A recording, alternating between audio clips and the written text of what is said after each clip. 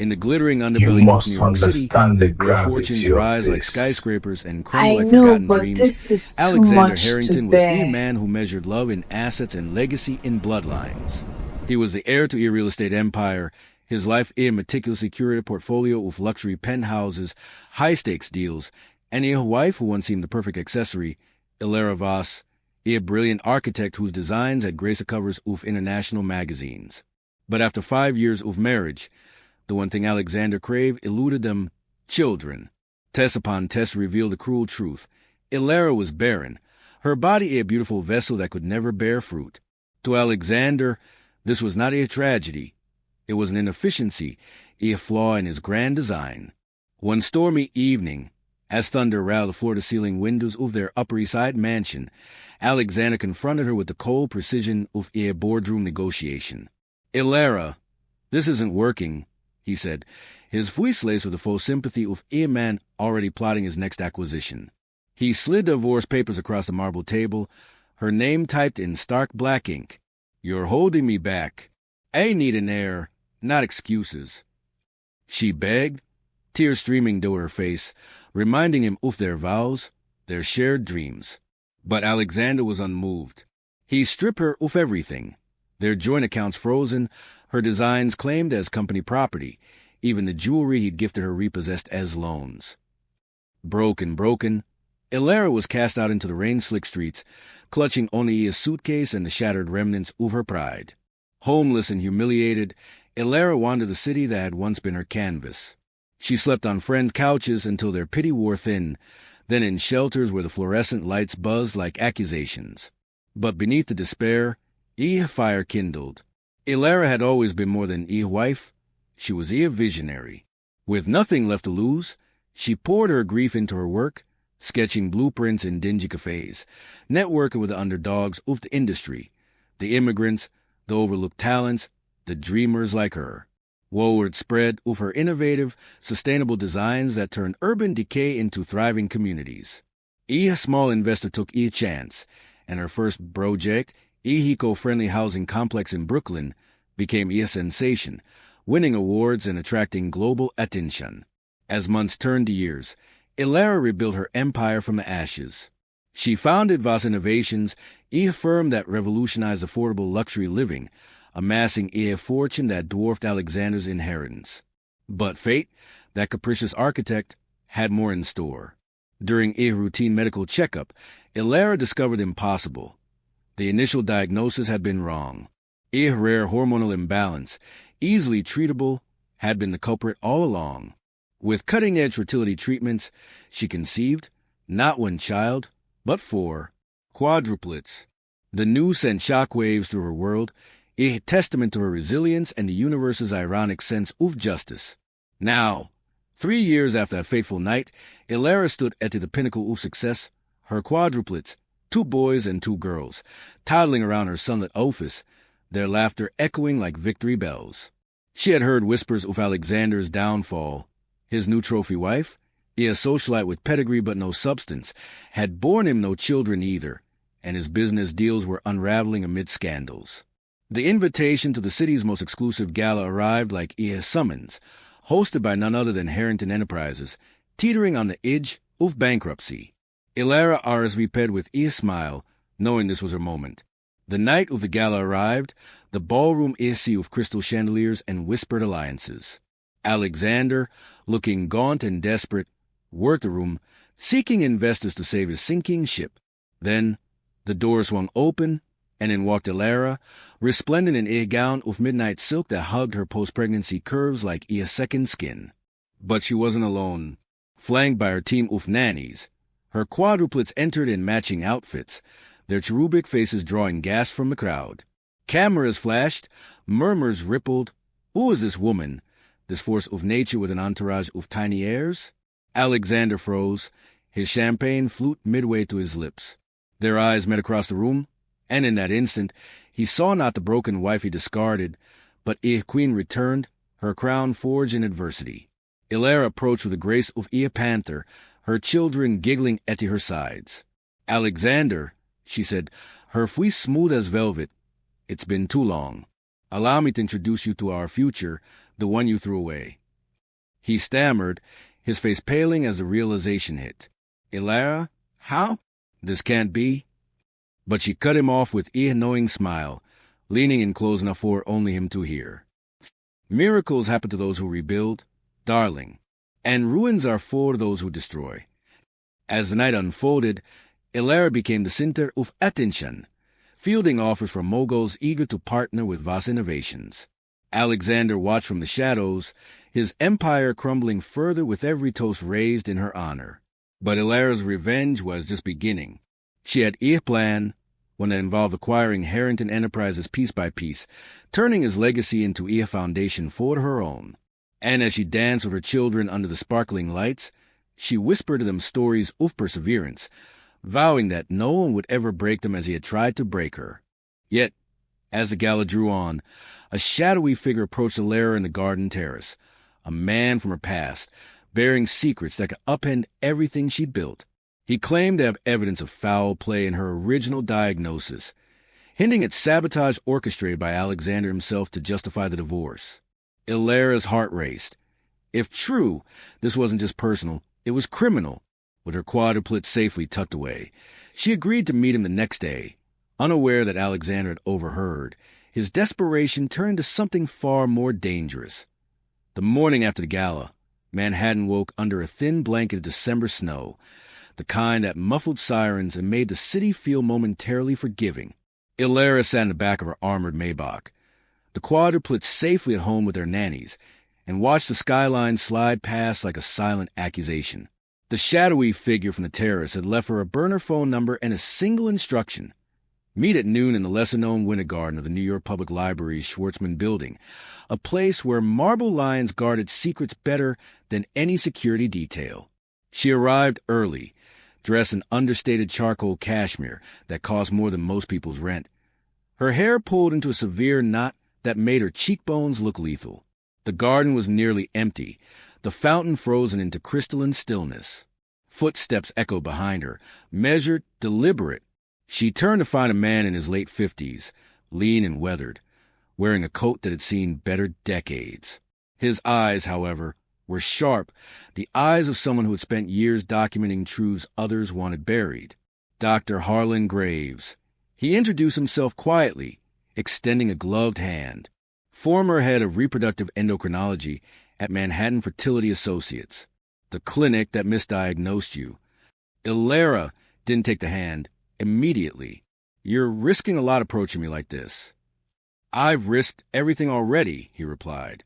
I was forced into early retirement 3 years ago after I started asking questions about certain patient files. Yours among them. He glanced around, then withdrew a slim flash drive from his pocket. Everything's here. Lab reports, internal emails, altered records.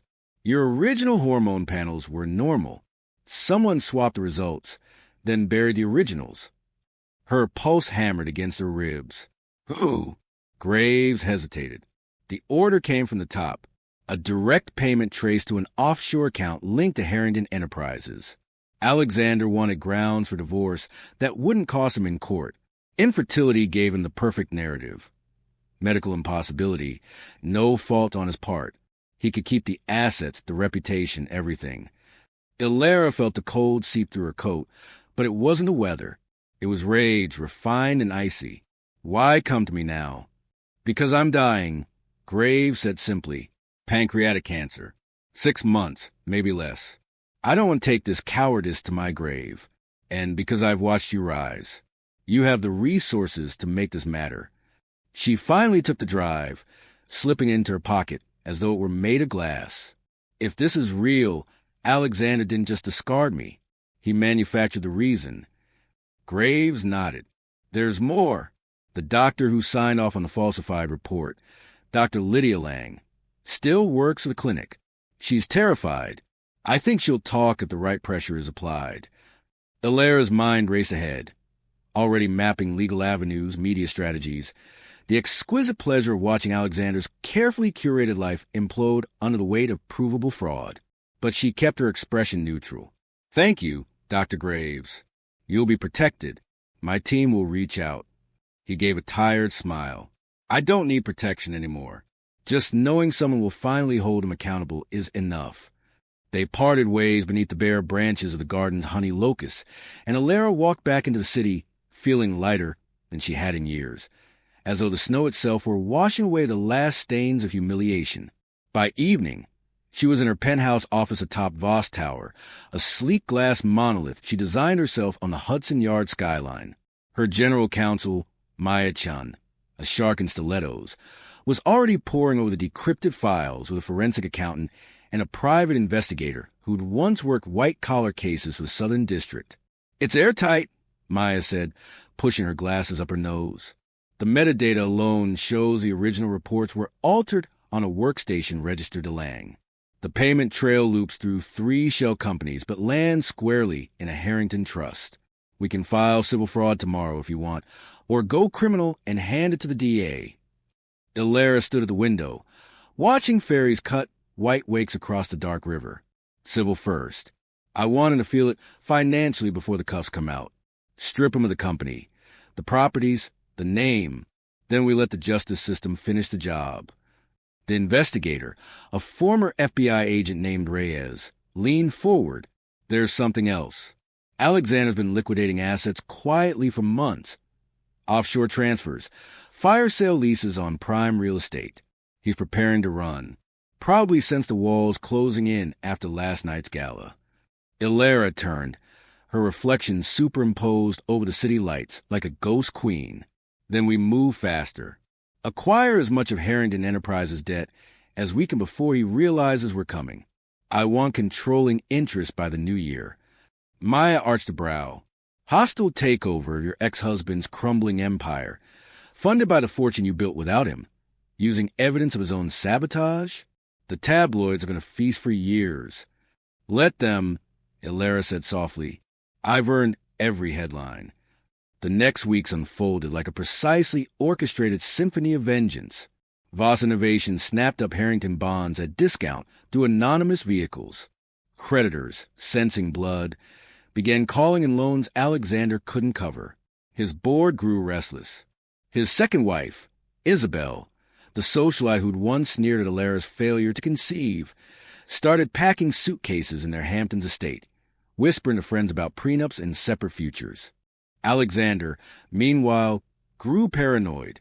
He hired extra security, changed his phone daily, and spent nights pacing the study of the mansion that was slipping through his fingers. He knew something was wrong, but couldn't pinpoint the source. The gala had shaken him. Seeing Alara radiant, powerful, surrounded by 4 perfect children who should have been his legacy, and then overhearing that conversation on the terrace about evidence and sabotage. He'd followed Graves once, but the man was careful, ghostly. Alexander told himself it was bluff, that Alara couldn't possibly know. But on the morning of December 23rd, a process server appeared at his office with papers that turned his blood to ice. Voss Innovations versus Harrington Enterprises. Complaint alleging fraud, conspiracy, and intentional infliction of emotional distress. Attached with the lab reports, original and falsified side by side. Emails directing the alteration, bank records. Irrefutable. He called his lawyers in a panic. They read the filings and went silent. One finally said, "Alex, this is career-ending. For all of us. You need to settle and settle big." But Alexander had never settled in his life. That evening, fueled by scotch and desperation, he drove himself to Voss Tower. Security recognized him. Old protocols hadn't been fully scrubbed, and waved him through to the private elevator. He rode to the penthouse level unannounced, rehearsing speeches of reconciliation, threats, bargains, whatever it took. Alara was alone in her office, reviewing final acquisition documents, when the door slid open. She didn't startle. She'd half expected this. Alexander looked disheveled, eyes bloodshot. "Alara," he began, voice cracking. "We can fix this. Whatever you want, money, the company, anything. Just make it stop." She rose slowly, walking around the desk until they stood face to face. "Fix this? You manufactured a lie that destroyed my life. You threw me into the street penniless because I didn't fit your timeline for an heir. And now that I built something greater than you ever could, now that I have the children you claimed were impossible, You want mercy?" His hands trembled. "I was wrong. I was terrified of losing the empire my father built. I thought—" "You thought you could play God with my body and my future." Her voice was quiet steel. "But you forgot one thing, Alexander. Architects don't just design buildings. We understand foundations. And yours was always rotten." He dropped to his knees, an image she once dreamed of in her darkest moments, but now only filled her with pity. "Please, I'll confess publicly. I'll give you everything. Just don't take the name. It's all I have left." Ilera looked down at him for a long moment. Then she pressed the intercom. "Security to the penthouse, please." As two guards appeared, she crouched to his level, her voice almost tender. "The name stays, but it will be mine now. Harrington Voss Developments. A reminder every time someone sees a skyline I help shape." They escorted him out, his protests echoing down the marble corridor. Ilera returned to her desk, signed the final acquisition papers, and poured herself a single glass of 1982 Chateau Margaux, the vintage they'd served at their wedding. She raised it to the city beyond the glass. But victory, she was learning, had layers. That same night, Dr. Graves was found unconscious in his apartment, rushed to the hospital with symptoms of poisoning. Security footage showed a delivery person no one could identify. And in the chaos of Alexander's downfall, a new email arrived in Ilera's inbox from an anonymous address containing only a grainy photograph. Her quadruplets playing in Central Park, taken from a distance, with crosshairs digitally superimposed over their tiny forms. Someone else was watching. Someone who hadn't forgotten and who clearly wasn't finished. Ilera stared at the image until the city lights blurred, her triumph suddenly tasting like fear. The game, it seemed, had deeper players than even she had anticipated, and the stakes had just become her children's lives. Ilera's fingers hovered over the keyboard, the anonymous email's grainy photos searing into her mind like a brand. The crosshairs on her quadruplets, Liam, Sophia, Ethan, and Isabella, turned her blood to fire and ice. Who dared? Alexander was broken, a shell of a man after the takeover, but desperation bred monsters. Or perhaps it was Isabel, his scorned second wife, clawing for relevance in the ruins. Maybe even Dr. Lang, the complicit physician who'd altered the records, fearing exposure. Ilera forwarded the image to Reyes, her investigator, with a single command: "Trace it. Now." Then she called her security detail, tripling the guards around her home and the children's school. No one touched her family, not after everything she clawed back from the abyss. Christmas Eve dawned crisp and unforgiving, the city draped in festive lights that mocked her turmoil. Ilera gathered her little ones in the warmth of their rooftop greenhouse, a sanctuary she designed with bulletproof glass and hidden panic rooms. Paranoia born of survival. The quadruplets, now 3.5, chased glowing ornaments across the floor, their laughter a balm against the storm brewing outside. "Mama, look! Snow angels!" Sophia squealed, pressing her nose to the window. Ilera forced a smile, but her eyes scanned the horizon for shadows. That afternoon, Reyes arrived with news. The email traced to a burner IP in the Caymans, linked to a shell company Alexander had used for his dirty dealings. But the poisoning of Graves? Arsenic traces in his coffee delivery. Footage showed a courier with Isabel's distinctive platinum hair peeking from under a cap. Confrontation was inevitable. Ilera didn't wait for the police. She orchestrated her own justice. By nightfall, she had Isabel cornered in a discreet uptown cafe, away from prying eyes. The socialite looked haggard, her designer facade cracking under the weight of impending divorce and scandal. "You think you can threaten my children?" Ilera hissed, sliding the photo across the table. Isabel's eyes widened in feigned shock. I didn't. Save it. The IP, the poison. It all points to you and Alexander's remnants." Ilera leaned in, her voice a silken blade. "But you're just a pawn. He sent you, didn't he? To scare me off the criminal charges." Tears streaked Isabel's mascara. "He said it was the only way. He's bankrupt, humiliated. He wanted leverage to negotiate a settlement. I never meant for the doctor to get hurt. It was supposed to be a warning dose." Ilera's laugh was mirthless. "Warnings? From the man who faked my infertility to steal my life? Tell him this.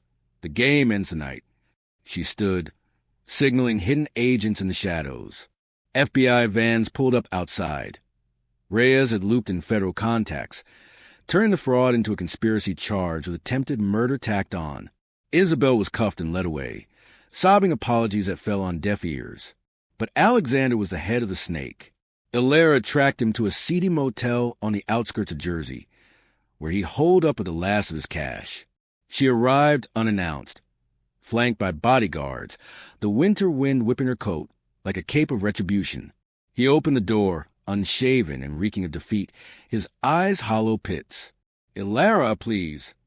She stepped inside, the room's cheap fluorescence casting harsh shadows. "You poisoned a dying man, threatened my babies, all because you couldn't stand losing." He collapsed onto the bed, head in hands. "I was ruined. You took everything, the company, the legacy. Those kids, they should have been mine. I just wanted you to back off. Back off." Her voice rose, echoing the thunder of that long-ago stormy night. "You discarded me like trash, lied about my body, and now you play victim? No, Alexander. This ends with you facing what you've sown." He lunged suddenly, a desperate grab for a hidden pistol on a nightstand. But Ilera was faster. Years of self-defense training, honed in the shelters where vulnerability was a luxury she couldn't afford. She disarmed him with a swift twist, the gun clattering to the floor. Her guards burst in, pinning him down. "It's over," she whispered, as sirens wailed in the distance. "Your empire's mine. Your freedom? Gone." The arrest made headlines. Fallen tycoon and wife charged in fertility fraud and poison plot. Tabloids feasted on the irony. The Barren wife returned triumphant, her quadruplets the symbols of unbreakable will. Ilera testified in court, her story a riveting saga of betrayal and rebirth, captivating juries and viewers alike. Alexander got 20 years for conspiracy, fraud, and attempted murder. Isabel, pleading guilty, received 5 with parole. Dr. Lang turned state's evidence, exposing the clinic's underbelly and leading to reforms in fertility medicine nationwide. As spring bloomed over New York, Ilera stood on the balcony of her rebranded Harrington Voss Tower, the city sprawling like a conquered kingdom at her feet. Voss Innovations had tripled in value, pioneering green architecture that healed urban scars. Parks rising from concrete, homes that whispered sustainability. Her designs graced skylines from Dubai to Tokyo, each one a testament to resilience. But true victory lay in quieter moments. Bedtime stories with her quadruplets, their tiny hands in hers as she wove tales of phoenixes rising from ashes. One evening, under a canopy of stars, Liam tugged at her sleeve. "Mama, are we safe now?" She knelt, pulling all 4 into her embrace. "Safer than ever, my loves, because we built our own fortress, one of love, strength, and unbreakable bonds." The children grew, each inheriting her fire. Sophia, the artist sketching worlds anew. Ethan, the inventor tinkering with eco-gadgets. Isabella, the storyteller captivating crowds. Liam, the strategist plotting playful conquests. Ilera mentored them, instilling lessons forged in adversity. Never let others define your worth. Rise from ruins with grace and grit. Years blurred into decades. Ilera's hair silvered, but her eyes retained that architect's gleam, envisioning futures beyond horizons. At 70, she published her memoir, From Barren to Bountiful, a life rebuilt, a bestseller that inspired millions, women reclaiming power, men learning humility, families cherishing what truly mattered. Documentaries followed, her story a cinematic epic of twists and triumphs, with A-list actors vying to portray her unyielding spirit. On the eve of her quadruplets' 30th birthdays, Ilera hosted a grand celebration atop the tower, now a global landmark. The city glittered below, fireworks painting the sky in hues of victory. Her children, now leaders in their fields, Sophia curating museums, Ethan revolutionizing renewable energy, Isabella penning award-winning novels, Liam steering the family empire, raised glasses and toast. To Mom, Ethan said, voice thick with emotion, the woman who turned heartbreak into history. Ilera smiled, her heart swelling. And to you, my miracles. You were never just children. You were proof that from the deepest voids come the brightest stars. As the night deepened, she slipped away to the greenhouse, now expanded into a verdant paradise. Alone with her thoughts, she traced the paths of her life. The storm that cast her out, the fire that forged her anew, the threats that tested her mettle. Each scar's story, each victory a verse in an epic ballad. In the quiet, she whispered to wind, "Thank you, Alexander, for the push. Without your cruelty, I might never have soared." The world remembered Alara Voss not as a victim, but as a legend, a barren wife who returned with quadruplets, wealth and wisdom, reshaping destinies with the blueprint of her unbreakable soul.